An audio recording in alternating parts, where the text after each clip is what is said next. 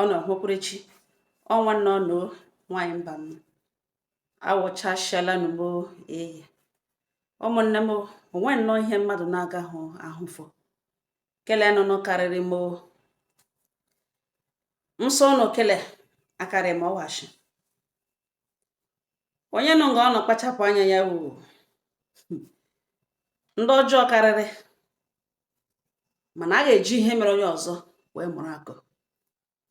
Ana m otu nwanne anyị nwanyị akpọ m na fon sị m nwanyị mba nza ya sị m na m juderele ya mba ụwa na ha gbatara ya ose enyemaka na di ọma ya hụrụ n'anya na something dị wrong with di ya na ya na-achọ solution na ụlọ biko gbatara ya ose enyemaka na ya amaghị ihe onye iro jiri mee ihe ka o mere na otu o shiri mee n'isi di ya mana ihe niile bidoro na ọwụrụ na di ya gere ya okwu na ihe a ya hụga na ya na ịhụ ya. M sị nne m ogene ya sị m na ọkwa mma na onye ara nọ na dustbin amahụ na ya gbagara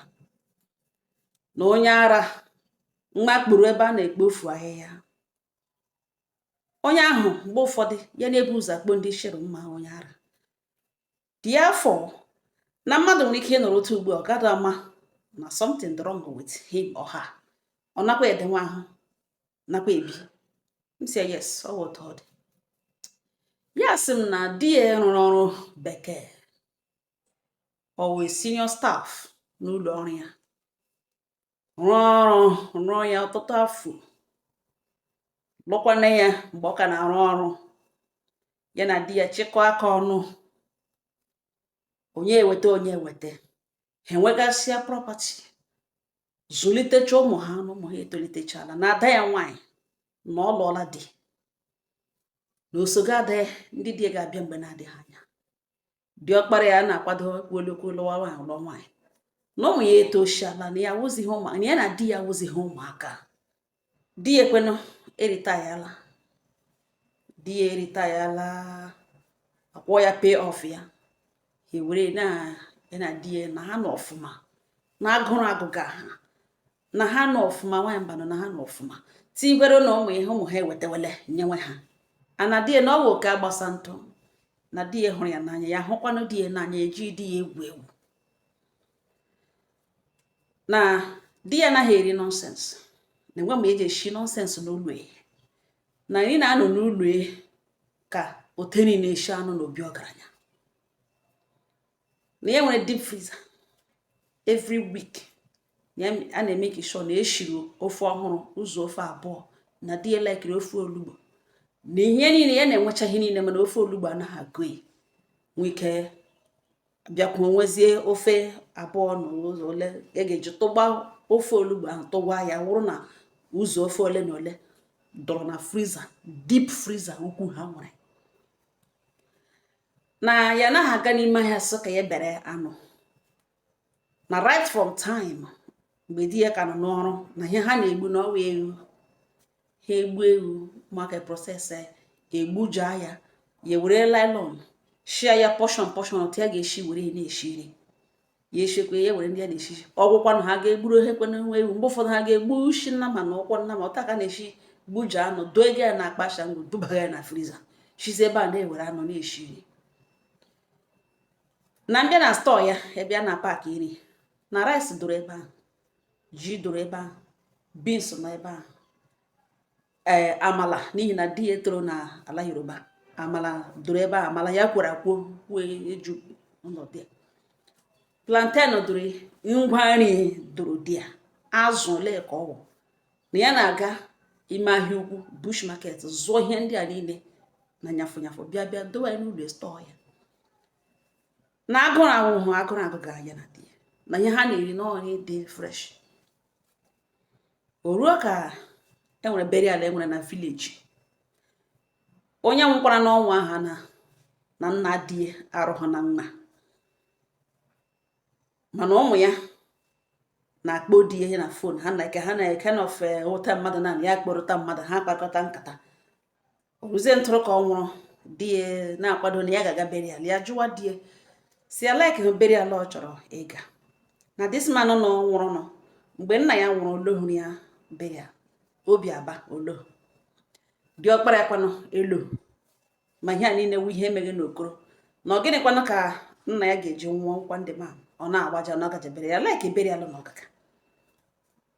di ya sị na na-agbakọcha na anaghị agbakọcha doo ọ ka ya ekwuse na di ya wughị onye na-agbakọ na o nwere obi mmadụ ọ naghị ọlaike ebe ọ na-ese na ọwụ nna die na this man na-asị gị na ọwụghị di ya nweghị problem ọwa ala ka dụrụ nna di ya dotakwanụ dị ala ya gwa di ya si alala ụlọ na ọ chọrọ ịla ya like ụlọ na ọ chọrọ ịla di ya si ya galarịrị di ya ekwe na oke agbasa ntụ ọ nọkwa na-eri anyhow ọkwanụ onye na ma ọ wụ onye eshiri na ya nwa shiri na ya di ya nahụ eri na ọwụghị onye na-eri anyhow food ka ọ laga ọkwa ata onye ahụ n'ala dị n'eze ya elowe ọ dịrị dị just na-ata fruit tiri ruo mgbe ọ ga-elo ya bịaghị bịa bọda wee si be careful n'ihi na ọwụghị onye mmanya ọgwa na onye na-eri enyi ha mana ya like na obere ala ahụ ọnụnụ ọlaga di ya si ya galarịrị na ya ka ya lawawa ka ya lawawa ya manya na moto lawa bere ahụ eliwekwule dị manụ licha di ya elo ebe notice na di ya elole mana ihe gbanwere na ndụ ya something dị wrong na ya na-anọ na a na-eme ụmụ ihe dị anya mee mmadụ ya na-eme behavior in a type of way na ya notice na something dị wrong ebe di ya nọ nwanyị mba na ọ gịnị ihe dị wrong na o nwekwara ihe ito mọchị mana ọ dịghị funny na o kwesịghị ito ọ dịghị funny atọ na o nwere ike ịtọ ọchị ihe ya na-ekwu ugbo ile mana ma aghọtaghị ekwele na ọ wee very big problem ya na battle now ya bịa notice na di ya na-emezi akpịrị ihe ọ fọrọ na ụka ya eweze ọtụtụ ndị mmadụ asa okenye gị nsogbu n'ụlọ ya eweta ọgwụ oke tesetọ na anụ gbotowe na di ya nwere ike ịtọtara ya n'ọnụ na di ya na-emezi ụsa ndị na-amahụ ihe wa akpịrị ọsa long throat ahụ ara ihe niile di ya gala ka ịmacha otu otoga ya efilie na ọnụ ụlọ ịka ya na battle destin na ọ na-awụ ya esiokwu n'ishicha bụpụtara di ya na ụmụaka abụọ na-asa afọ ha di ya ma ọ hapụ ka ya na ya abụọ ga-eri ya na ya abụọ rige na dining gawa na rum ụmụaka ya jụọ ụmụaka origeri ya sịghala ya ga ebe ahụ ga-agmaju aka na nri ha bido aratọwa ya ọnụ bụ ụfọdụ ya gụrụ otu ọhụrụ anụ ka ha jiri gị ya gụrụ anụ nwa ji jiri gị na-ete n'ọnụ kwuo ha aka bịa chịwakwa na tebụl ya jụwa dị ese lee ụdịka anụ na-anụghị n'ofe n'ugbo enyi ọ gịnị ka o ji gara ebe gaga na ya na eso nwere na-ehụ ọpịtọga na ofe ụmụaka ya tiri ụmụaka jiri gị fụwọt maka gịnị di ya eso na nwa ihe nọdụ ka ya marọta nri ihu n'otoga ya elewe being onye na mmadụ obi for years ya mana something dị wrong ya nụrụ nga kpọọ nwa ya nwoke so lekwekwe ka nna ha gatara na village na kemgbe o kwere lo ụsa omega awụzi ha ụsa iji na ihe niile ọ dị ya gara ka ịra atụcha ya ọnụ na ihe niile ọ gara ka ịra atụcha ya ọnụ dị ụda dị ọjọọ so were fuel na-atọ ya metụ fuel ọnụ sị nụkwa na fuel ọwụzọ fuel na-ekpo ọkụ n'ire ya na-ele so ọ chọrọ ịṅụ fu ya sị mba ya jọsacha ịmata otu otoga na ya amaghị ụdịka ihe ka ụdịka problem ka eshi banye n'ime na ya ma na something dị wrong da diọkpara ya nwe nwoke asị mgbe ya eleta okwu ya ka a mara how bad ọ dị na mpa ya wụghị onye na-etest ihe niile mpa ya na-eri ka ndị ọcha ihe ọkọga nga ugbo na-ewurote oshi emega mpa ya na something dị wrong nwanyị mba nọ mza nga ha bi ọwụ ha nwa di ya rụrụ ya ụlọ ha bi n'ụlọ then ya bịa rụpụtaziere ndị tenant 3 tenants o tiri na ụlọ nye ha their own space nye ha their own section nyere ha enweghị ihe jikọrọ ha na ha garịta oles o nwere obere gate egwure kpụọ ya gawa ebe ahụ na-egwuje that small gate link that place na enweghị ihe onye ọbụla nọ na nke ya and ha nwa nọkwa n'elu mana ha ga-anọ n'elu ahụ hụ mgbe onye na-abata ndị tenant na-alọta na mgbe ha na-abụ ruo die nke na tenant ya bi na flat 1 loweghala ya kpee for example ya chọghị ịbịa kpọgharị name ya amaghị onye ndị folo gị m ya chọghị ịbịa kpọgharị name okpo ya aha ya si ya na ya biko na ọwụ na nwunye bupụtara ya nri na okpogbo ya na ya ga-eso ya eri dị nri ya makwana na ya nọ na shop ya ebe ya na-aga atụchapụrụ ụkwụ na ọ na-esogbokwu ya bịa na the shop ụmụ shop ụmụ ya shop di emepere na ọkwanụ shop ya zụgidere tili ụmụ ya tochi onye ọbụla the shop sara asa buo ebuo ahịa gagakwana ya enwechakwugbokwe ma sales persons ya enwechagburu sales girls na-enyere ya aka ya mechaa gwa ya sị ebe ọ na onye nọ n'ụlọ ka ọ hapụ ịdọrọ na ọbịa ọ na shop ka ya na ya bụ nọ wa wuru ego jide nwe ya ọbịa taa ọ ga-abịa echi orelasa ọkụ na-anọ na steeti ebe happy na happiness steeti na orelasa azụrụ ọkụ richaji ala ọkụ na-ele telivishọn ọ naghị like stress onwe na ọ ihe eji mara ya na soft life and ọ nọtakwara no the money ya gawana na shedi ọ ya ka ya mahụ na o ruole nke ịkpọ ndị tenant ya kelowa ya si agakwa eso ya eri nri ka ahụ so oke landlord ga landlord ngwanụ ka nwunye dịrị di ya ga-akpe ha akpe fon ya agaghị eri onye ka ọzọ alụwa ya ha na biko na ọ na nwunye ebupụtara ya gakwa esokwa erikwe otu a ka ọ na-emezi ya ma na ihe o mekatala ya for long onye aka glowa ha ha ewere wee mara ha elo ha na-eghezi eghe mgbe ụfọdụ ya kpọọ anụrụ n'elu kpọọ ha eme ntị ka anụ ya ha abaghị until one of them abịa na shade gwa ya sị biko na enweghị ihe ya chọrọ igwe but ya amaghị otu e ga-esi agwa ya destin na ya dị very very sorry igwu ihe n'ugbu enye mana ka eji ewuru mmadụ and asụdịrị mmadụ ọwụ landlady ya na ọwụghị onye nsogbu na landlord ya kwanụ awụghị onye problem na ya nhụ ihe ka emechi ọnụ na enwere ihe o yiri ya jesọ gịnị ya gwawa ya sị na landlord awụghị onye ga-anọ ya wụrụ problem ya landlord ya awụghị onye ga-arịa ọrịa landlord ya enwere ụdịka ndụ obi gị na-anawụ ndụ eji mara ya na di ya alụwala more than 4 times landlord nọrọ n'elu hụ di ya ka ọ drive ga-elu gị ya kwụsị ya gwa ya na ya ga-esokwa ya eri nri di ya so landlord di ya ekpekwa n'anya ọ gbadata gowere gate bata ya pasara ya na di ya eri ha eri na o mene almost 4 times na ọwụ na ọ naanị n'ụlọ economic na ya gaghị apụta mana ihe na ugbu a na-enwekwa ihe other tenants gabigagakwa ka ọ hụrụ ya ga-anọ ya na di ya ga-ericha n'ọkụtụ o rute n'ehihie another person batawa na another flat kpọọ onye ka lekwezie ka ọ lụso onye abaje ọ akpọghị na fon lekwe ka ọ gacha agachi ji ikere ka onye ezigbo agụrụ ji gaa ya na ka ahụ eri na ihe niile wute na other people ha atọ nwa na-emenwe ka ọwa ashịrị na achọghị ịbịa kodi ashịrị ya na-ahụta na something dị wrong na ashịrị ha na-akodi ya na onye mana ma nwunye onye gakwa ike wuri mana ya ma na ọwụhụ the case na no na ya na ya abụọ hụrụ onwe ha n'anya na nri awụhụ gawụrụ ha problem na ya hụtaghị na something dị wrong itis oke ekemegeme na ekelere na truly na something dị wrong even ma n'ụlọ ya ma ụmụaka na-asa ahụ n'ihe ma klina ma onye ke na-eshi na-ememeghechi ụlọ ma gịnị ma ụmụaka na-asa ahụ ha na ha bi n'ụlọ na ya ga-ebupụta ihe na di ya na-eri anụ eju efere ụtara nri ala n'elu ka gịnị na di ya ga-esi n'elu daniel rituo gaa ebe ụmụaka anọ ntara nọ na-eri ga eri ọhụrụ na paseji wụrụ na rum ha ya ga ebe ahụ gaa mmanya aka n'ofe ha ratụcha ofe ha ọnụ gụrụ anụ o tiri eji riri taa kpọrọta ụtara ha luo oloko ole na ole lughachita ha na daniel ebe edenwere executive food nri ndị ọgaranya feriwe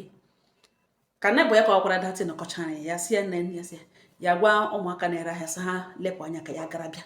na ya na-abịa ya si nebụ na ọ bịatara ka eshie something kpere lowe n'ụlọ baiga na kichin ya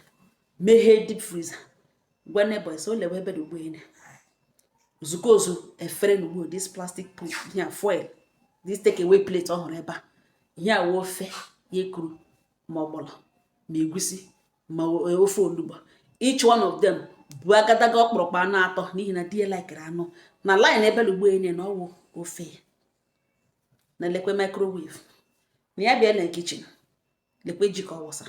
lekwe rice na ngalana na ha na-eshi nri everyday na every Saturday ka a na-eji shie duo ejucha anyị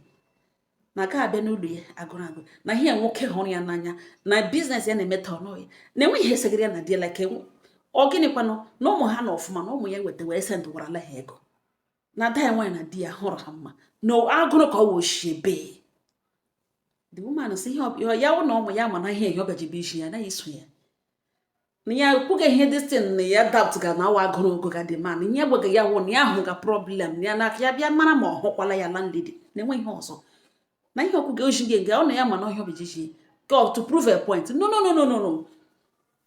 na ya ji mara ya na di ya wuru models a lot of people n'ebe na ha hụrụ onwe ha n'anya no doubt zụọkwa na ụmụ ha meka ọfụma na ihe ahụ tara na ọwụ problem ihe a jiri bịa no problem na ata m nwe ihe na compound other tenants emu onwe na-eyi ha hụchakwa eziokwu ha na-eme ihe ejiri bịawo na ya wụghị onye ya ga-anụ ihe ya hapụ ịbịa kọsara ya. Na ọ bụrụ na ọ naanị ya ka ọ na-agwa di na ya gakwa eso ya abịa eri nri na ya gwaghị any problem, mana o meghe na nke ndị ọzọ everybody like ha so nwa na to the extent the person nọ na flat 3 o kpụga the other day ka eme ntị ka ọ nọ ya wela ọ nọ nke ahụ kpụga ihe o kpụga ya ka ya gwa ya na ọ ga-esokwa ya eri nri ka ha ekwe ha apụta ọ zakwana ya kọl na ihe ndị a niile na ọwụ mkparị a ya na-ele ka o lee anya ma ka o tigo uche tiruo anya ala ka mara ihe dị rọng. Ọ beghị ebe ahụ na ya na di ya akwụrụla gaa enwebe ha gaga ya hụ onye ọma ama di ya hụ onye ọma ama ya hụ n'ebe ebe a open place ebe a na-aṅụ mmanya di ya hụ onye ọma ama na-ekele gị the person ya na the person na-ekele gị ya hụ na the person bụ nwaanyị ya na nwaanyị nọ na tebụl ya di ya agawa nga so na-eweli iwe were toothpick ha ji nọ n'elu su ya buru oche n'ọrụ ọdụ bita tawa tusu ya ndị denwere ha ji aṅụ mmanya ya na-enye ya sign ọ sị ya chere ta pụta mpụta ọ na-apụtawa ha again hụ ha kwa nnọọ the next table ndị ka ahụ dowara pepe soup ndị ahụ ha amaghị ndị ha wụ di ya gakwuru ha sị nne kedụ ka ọnụ dị ha sị ha ekelecha ya sị good afternoon sir, yes afternoon, how are you sir, without consent ọgọdọ ha sị na biko ka ya nara ha ngaji bido rawa pepe soup unu tara nga ọ nọ na-arazi the young man na-akpọwazi eweta sị nga ọ nọrọ ka ewetara eke ya sị ya no ya jọsasị ka ya test ya na ọ dị good na ha nọrọ nke ọma ya nụkwa ya ihu na-egbucha anya ya ejiri n'ọwa ya baiga na moto nọrọ dị na-eche ka ọ ga-agha tụcha pepe soup ọnụ ntara ọnụ ya echeghị o kwesịrị ịbata ya hụhụ ya pụta nga na bịachi ka ya mara ihe ji ya wụ na ọ nọ down ndị tebụl ha nọ almost ebe eshi aba na backyard ndị erega ahịa the last tebụl nọ ebe ahụ eshi ebupụtagari lekwezie ka ọ nọ ebe ahụ na enweghị o ji efere o ji ngaji ikuruge the young man na enyi ya nwoke na enyi ya nwaanyị the young man na enyi ya nwaanyị na-ele ekuru ya ara ha na-ele ekuru ya ara ha na-ele ihe niile nọ na tebụl ahụ pọsọ anya ha niile nọrọ ebe di ya nọ ha na-ele ya laghachi na moto si mba ya na ọ dị wrong, something dị wrong n'ọhịa ihe akụgara nebo ya sị hey mba ihe mere ya na ọ ga-eji aka erigburu onwe ha no na akwụkwọ ihe akwụkwọ ordinary na ọwụwa ordinary ya sị ele n'ihe ya ga-eme na ọ wụte o shiri ilo na nwanyị mba ọ ya ka enyi ya nwoke enwere enyi ya nwoke na-abịa visit ha mgbe ụfọdụ once in a while the guy akpọ ya na ejikwa nọrọ na enwe nga the guy nọ kpoe na ọ nga ka ya nọ na ọ dị free na ọ bịa na ka ya na ya bụ ọnọdụ this guy amabe na di ihe ehihie batụrụ ka ya nọkwa na kọọlụ ahụ abịa bindasị ya ma onye kpuru ya mmiri fonu kpeghachi the man si biko na enweghị something disturb ga di na ya kpoo ha di ya gwa ya dat na ya apụọla na ya ọwụ na ya emechaa ihe na-eme ya bịaghachi ya kpoo ya na ya biko ka ya kọsatụrụ ya na need hụ di ya ịpụtazi outdoor like that bịaza okwu ahụ na ya chọghị ya the man azụ eso gịnị ka o mere na ihe ọ nọwa enyi ya nwoke na owewe n'iwe na ya wụọla bad influence ele ihe o ji si ya gba ha enyi ya nwoke na ya bịazi na no na nọ na ọtrọsụzi ya na atụ ya ụjọ ya gwa ya si no ya tụgaghị ụjọ na ya nidere hụ ka ya kọtara ya somethings ya na-agabiga na DSF amaba na ya nwere problem the man asị enweghị ike ime kọla na di ya bịa ahịa ka ya hụ the problem onye ka di ya gawara rutezie enweghị ihe mere ebe ahụ ya ma ọzi the man kpọrọ ya na phone si ya na really na di ya nwere a very big problem, a very big one, called for concern na ele mgbe ihe ka o bido notice we ya gwa na oke mgbe o kwela village so gara burial uncle ya oke mgbe o kwela village lọta ihe ọfọziri di ya wee just ga test ya nye nwere bush the man say hi mba na eji in fact na o mere ya almost 3 persons ebe ahụ gana ya test ya ri ndị mmadụ dowara na tebụl ha ndị nọọma ndị ha ya gwazie si abịa ka ha lawa agwa ọkwọ na-eri ya na-achị gị hụ ya gị ha na something dị wrong na ọgwụla n'ụmụ ya si na ya kpọla diọkpara si letakwu ya ka mara ma ọwụ ihe jọsoro mee ka ọwụ problem truly ya si no na ya na very big problem na ekweghị ya na ya kpọọ diọkpara ya ka ha hapụ iriwe enwe ihe ị ga-eji aka erigburu onwe na gịnị wu bere gịnị ka ha nyere na village ka na oge enyi nwoke na-eri eri ha ọ naghị eri eni ha enwe ihe ọ naghị eri otu ya kpọga ha ọpụta mgbe ọ ga-achọ ọsọ chọọ ofu nwaanyị ụzọ ọ naghị ihe ọ bụla gara na kichin onye ọzọ shie naghị eri ka ezi ihe o ji pụtazi ya na-aga mmejọ anya n'aka na nri ndị mmadụ na ya kpọga ya wụọ nwaanyị na ka na ọkwụrụ ọkwụọ nwaanyị na ha ṅụọ akpa nkata ihe nwere ike ya zụta anụ eghere eghe mgbe ụfọdụ ga-ekwe ata na ọma ọsọ anụ a ose anụ ya na like ote nwunye na-eshi ya asọs ya with pepe na ya na like ose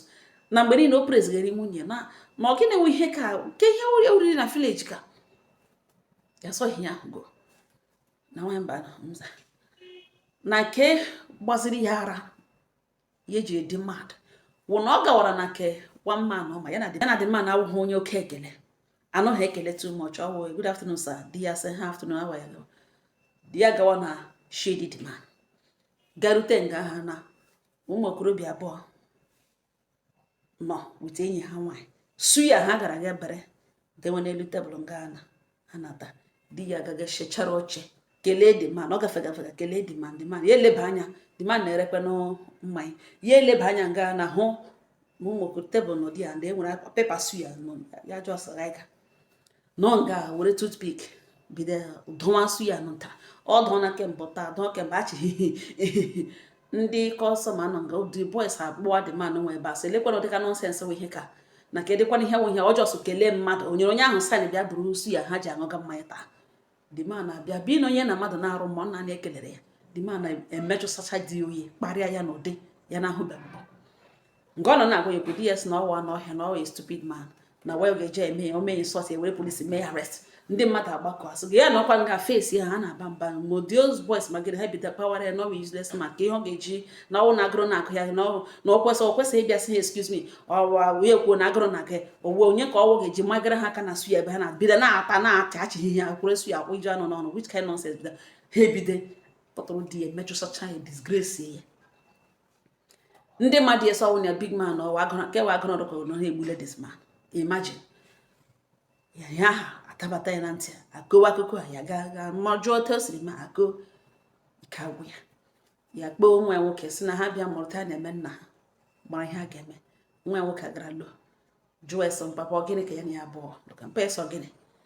a na-akọ na ha aghọta dị ya na-aghọtasọ nkwenye ihe nọ dị ya na onwere ihe nọ dị ya nọ na the life is a word is a free word na-enwe ihe nọ dị ya na anaghị eji ụwa aka ike ọhịa ọ nọ na-agwa ụmụ ya that na ọ dị oke ebe ọbụla ọ hụrụ ihe ya daba ịga ya onwe ya wụ di ya ghọtagado na ihe ahụ megie na ọ problem na nwaanyị mba nọ nabiga ya nwere akụkọ na ugbo tụwara ụmụnne enwe onye ma ihe a ga-enye di ya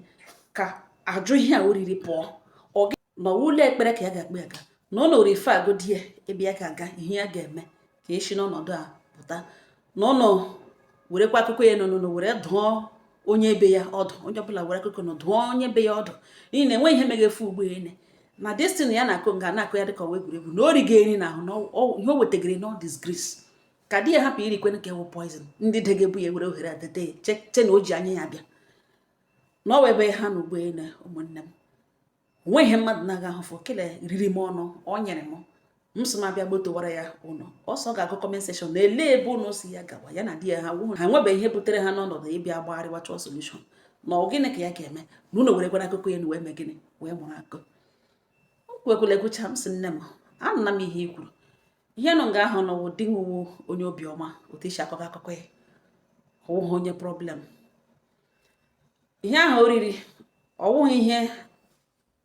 etiri ya otu a chọrọ ka ihe a chọrọ ka o ritewu ihe o ritere no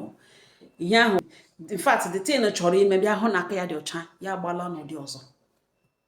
enyeghị ya datin ka o riwe ihe awụ complete poison ka enyere ka o rie enyere datin ka o rie ma ya erizie ya ma ya na chi ya eso ya emelazie ya n'ụdị ahụ izọfụ ime exactly otu eshiri nye datin aga m agbọtọwara ya ụmụnne ụfọdụ ihe ndị dị otu a ụfọdụ ga-asịkwa na mee ka eme ka egbe ka egbe ka eme ka eme ka mee o mee nke dị otu a nye ihe dị otu a mee nke dị otu a ihe ọ na-eji mgbe ụfọdụ daa asị pụpụta ka e were mụrụ aka one ka chọkwa lema solution ọ ga-apụta n'ụdị Chineke ga-ejisi ngwa lekwa oshi n'ọnụ onye a kwuo okwu dị otu a achọwanụ ya wụ solution ma ahụbeghị m dịka kele mbụ onye dịman arịagaghị ahụ ghọtakwa na ọrịagaghị ahụ kama ihe ma wụrụ ihe ka wụrụ otu eshiri gbuo enye wụrụ na oriri ya ya wụ na chi ya mụ anya dịtị na-emelazi ya n'ụdị a aga m akọwatani ọrịagaghị ahụ dị woman si di ya arịagaghị ahụ kama ihe ọwụwụ ọsa ụmụnne m agwụwakwa n'ọgwụ ọsa emewekwa onye mmadụ oriri nje ọnụ ngapụkwala na ebe ọbụla ị hụrụ nri agha onye kwana nwunye ke na ndịzima na asọ na-erikawani nwunye si ya jụọla esi oriri gịnị na vileji esi nwa mkpụrụ oshi ka ya rara maka tetara mkpụrụ oshi ya ụmụnne m na-anụkwa onye nọ nke ọ na kpachapụkwa anya nkwe ihe na-awụ problem koteshi nne mme nnọọ mmadụ dị mkpa mmadụ agadi nwoke zụrụ n'ụmụ ya tolite ruo mgbe ya na nwunye ga-ezuru ike nwanne ya nwaanyị sị enwe nnọọ ihe unu ga-agwa enwe nnọọ ihe unu ga-erekọmendịrị ya ọwụ ahịhịa mgbọrọgwụ ya ga-akpara ọwụ ebe ya ga-aga ekpere ọwụ ihe ya ga-eme ọwụ ihe ya ga-enye di ihe mana ọ wụrụ ihe a ga-abịa mewe ihe dibịa na ya chehụ na ya ga-adị ekwe na kwere ekpe eso aga mana ọ wụrụ ihe ekpere wụrụ ihe a ga-asị oke enwe onye na-egbu ajụ ụmụ ajụ ọgwụ ọjọọ ndị a o nwere onye na-enye ajụ ya antidote ka enye di ya